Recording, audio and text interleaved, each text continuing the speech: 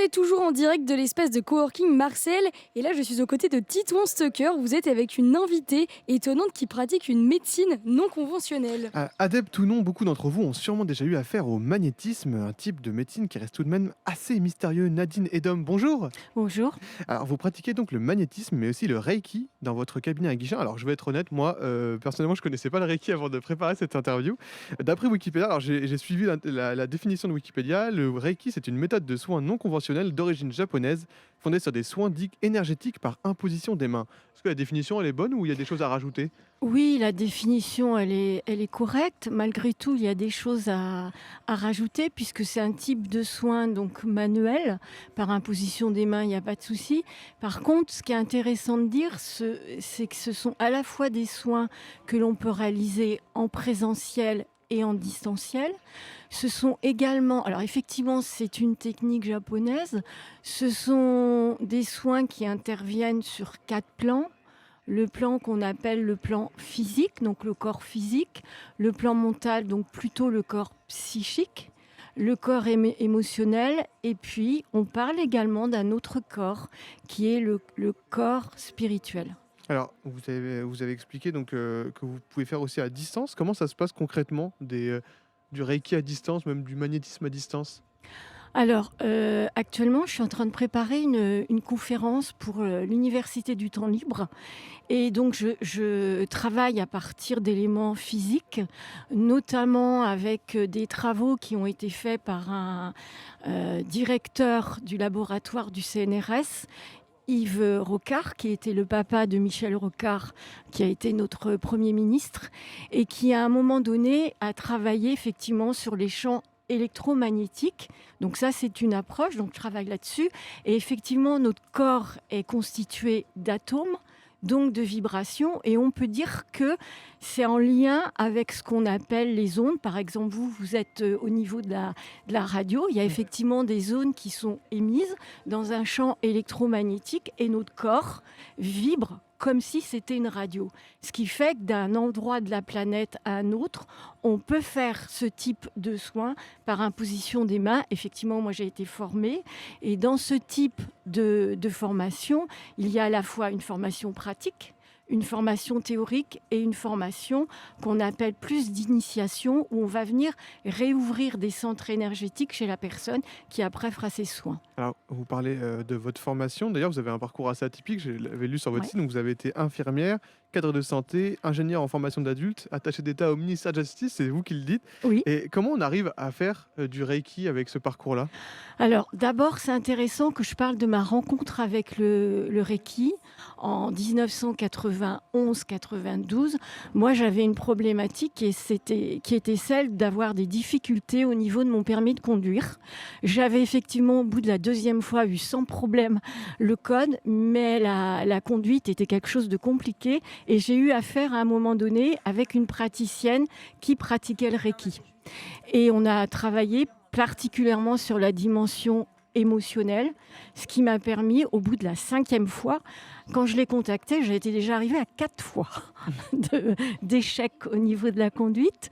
Et au bout de la 5e fois, j'ai réussi à avoir donc ce permis de conduire. Et c'est ça qui ma première rencontre avec le Reiki. Alors effectivement, j'ai un parcours atypique, puisque j'ai aussi un niveau doctorat en sciences de l'éducation, auquel je tiens beaucoup, parce que non pas en termes de, de quelque chose qui me fait, en termes d'élitisme, Mhm. pas du tout. En termes de rigueur méthodologique. Et ce que je voudrais vraiment, c'est apporter au niveau des soins énergétiques cette dimension scientifique et rigoureuse. Parce que dans les soins énergétiques à l'international, le Reiki est effectivement complètement reconnu à part entière, notamment remboursé par les assurances privées en Suisse et en Allemagne. Aux États-Unis, une étude qui était dans la revue Sciences Humaines de 2002, un dossier de 2022, j'ai des bêtises, pointait des études qui avaient été faites, des recherches aux États-Unis. Actuellement, dans 80% des États aux États-Unis, dans les hôpitaux, on utilise cette technique-là. parce que ça vient en complément. Je suis tout à fait en désaccord avec le fait de dire que ce type de soins, ce sont des soins alternatifs ou ce sont des soins de médecine douce. Non, pas de médecine douce, parce que quand on voit l'acupuncture, c'est pas forcément un traitement dur, mais c'est un traitement qui est efficace.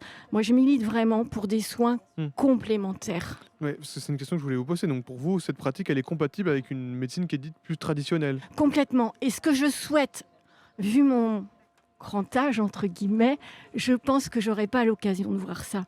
Mais je souhaite vraiment que ce type de soins rentre beaucoup plus à l'hôpital. Mes recherches m'ont permis de dire qu'il y a en France actuellement des hôpitaux dans lesquels on utilise le Reiki par imposition des mains, notamment à l'hôpital du Vert-Galant, dans le 93, à Tremblay. Cette technique est utilisée depuis 2021 en néphrologie, particulièrement pour les dialyses. À l'hôpital Sainte-Anne à Paris, en psychiatrie, on utilise notamment auprès de personnes addictées le Reiki, et particulièrement pour les addictions alimentaires, particulièrement la boulimie. Depuis 2017, dans un hôpital privé qui n'est pas très loin du 35, à Plérin, on utilise le Reiki en oncologie. Ça, c'est un article qui est paru dans Ouest France en 2017, au mois d'octobre. Entre 2007 et 2010, il y a eu une étude qui a été faite à l'hôpital de Marseille, l'hôpital de la Timone, notamment dans une unité qui s'est appelée Unité des soins de la recherche sur l'esprit, et particulièrement l'apport du Reiki dans deux types de soins, à la fois l'oncologie, donc tout ce qui est des différentes pathologies cancéreuses, et à la fois les soins palliatifs. Donc en gros, ça démocratise énormément dans beaucoup d'hôpitaux, quoi. C'est ça qu'il faut comprendre. Ça commence à émerger un peu en France, alors que dans plein de pays européens et non européens, le Reiki est pratiqué. Merci beaucoup Nadine Edom, en tout cas d'avoir répondu à mes questions. Je le rappelle, vous pratiquez ces soins énergétiques en Reiki, en magnétisme, en distanciel et en présentiel dans votre cabinet à Guichen. Oui. Et donc toutes les infos, on peut les trouver sur votre site, donc nadineedom.fr, edom, edom.fr, tout attaché. Merci beaucoup à vous.